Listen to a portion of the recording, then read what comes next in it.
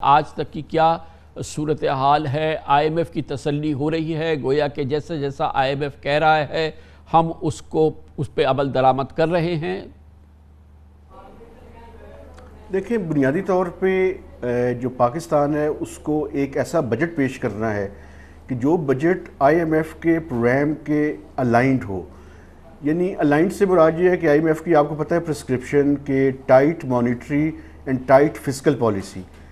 تو اگر ہم نے اپنے آپ کو اس کے مطابق الائن کر لیا، یعنی بجٹ ڈیفیسٹ کو ہم نے کوئی تقریباً 2% آف جی ڈی پی کی ایڈجسٹمنٹ کرنی ہے، وہ ہم نے کر لی اپنے تھرو ریونیو موبلائزیشن اور ایکسپینڈیچرز کٹ، اور اس کے ساتھ ساتھ ہم نے انکم ٹیکس کی ایگزمپشنز اڑانی ہیں. تو اگر ہم نے آئی ایم ایف کا وہ جو اوورآل اصلاحات تھیں ان کے مطابق بجٹ پیش کر دیا تو پھر اس بات کے چانسز جو ہے وہ پیدا ہو جائیں گے. لیکن ابھی بھی کافی ساری چیزیں ایسی ہیں جو کہ حکومت کو بڑے ٹف ڈیسیژنز جو ہے وہ لینے پڑیں گے. مثلا میں آپ کو مثال دے دیتا ہوں.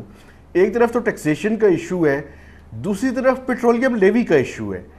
کیا اس ٹائم جب پہلے ہی پیٹرول کی پرائسز 60 روپے پر لیٹر حکومت بڑھا چکی ہے، پہلے تو یہ جو سبسڈی آپ نے ابھی بتایا کہ 9 روپے پیٹرول پہ اور 23 روپے ڈیزل پہ ابھی بھی موجود ہے، پہلے تو اس کو ریکور کرے اور اس کے اوپر پیٹرولیم لیوی لگائے. کیا یہ پاکستان کے عوام اس کو برداشت کر سکیں گے؟